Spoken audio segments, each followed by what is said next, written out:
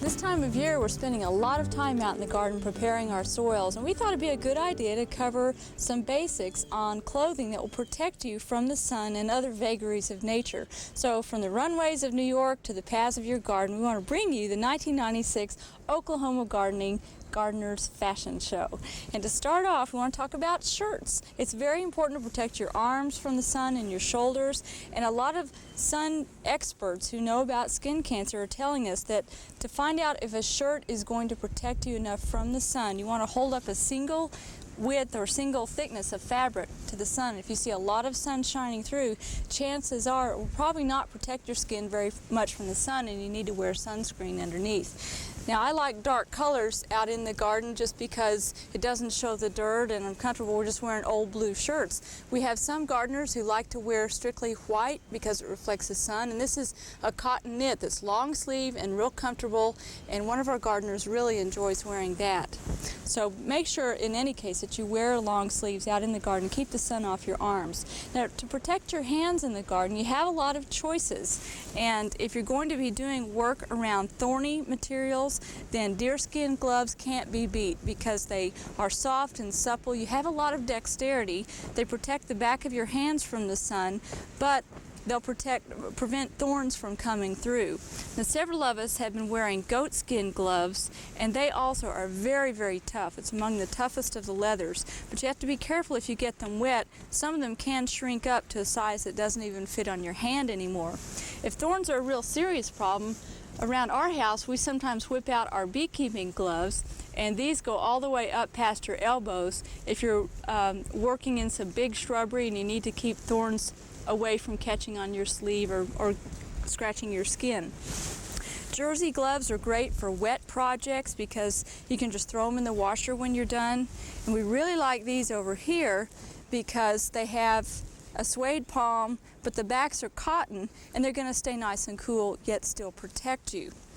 If you need protection on your face and on your hands and you're not wearing gloves, we want to make sure that you wear sunscreen. There are a lot of good sunscreen products out now. They come in a range of sun protection factors and different lotions and applications. One that we really like out here in the studio garden is a sunblock stick. It works just like a chapstick that you put on. You just rub that on your skin as you need it throughout the day, and that's real handy too. To hold a lot of items in the garden, it's helpful to have a garden apron, and certainly you can make one like this very simply out of some cotton duck fabric. Give yourself lots of pockets. This is an old carpenter's apron that I wear around our gardens when I'm out doing pruning and other chores where I have a lot of little tools to keep track of. If you need a lot of pockets though, one of our gardeners brought his favorite, shorts, and why not? This has about 6 or 8 different pockets on both the front and the back, and they're nice and roomy, so you can hold a lot of things like packets of seed and so forth. In fact, these shorts have a double bottom to them, so they're going to wear a long time in the garden. You'll have those for years and years, so they're probably a really good investment. If you're going to protect your feet on a dewy morning, one of our gardeners brought along her shoes that she slips on just to go out and pick beans or strawberries when it's wet and she wants to keep her feet dry. I like to wear tall rubber gardening boots when it's wet out because that keeps my pants legs dry, and these are advisable to wear also if you are doing any pesticide spraying. Keep in mind though that with spraying pesticides you want to put your pants leg down over the top so the spray doesn't leach down in around your feet. Here's some other variations of rubber boots out in the garden that are also really handy.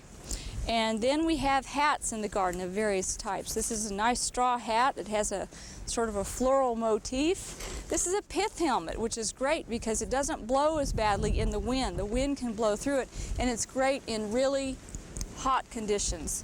Olin Thomas likes to wear a lot of straw hats. He's one of our Oklahoma gardening ambassadors, and he has outfitted all of his with a little grommet. He bought a little grommet kit, and each one of these has a variation of a leather handle with a little toggle on it, a leather tie with a little toggle, so that they'll stay on in the Oklahoma wind, because a lot of you know that in our windy conditions, straw hats don't always stay put.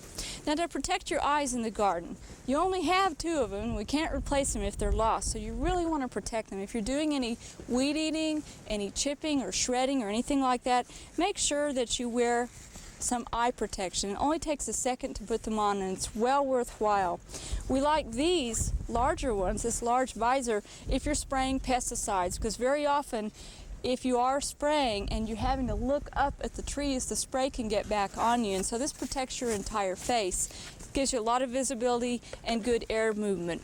This is a pair of safety goggles that have UV grade sunglasses in them, which is great if you're out in the garden and also want to protect your eyes at the same time.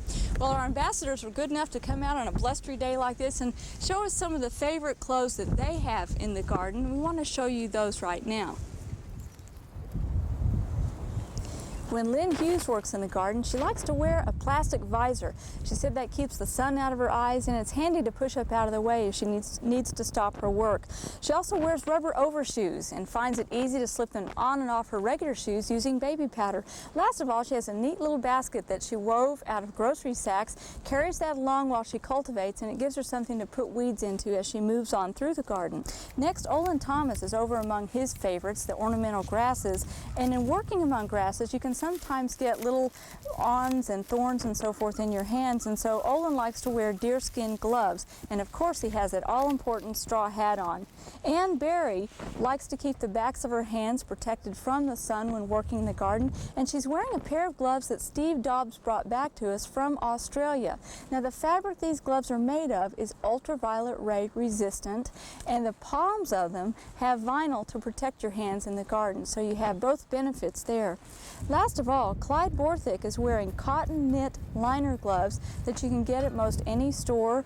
They're very comfortable to wear in the garden, give you a lot of hand mobility, but you can just throw them in the washer when you're done. And that's one idea you might not have thought of for wearing gloves in the garden.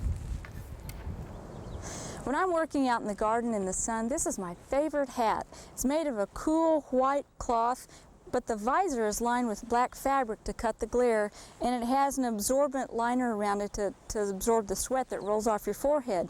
Also has ties to hold it down in that Oklahoma wind.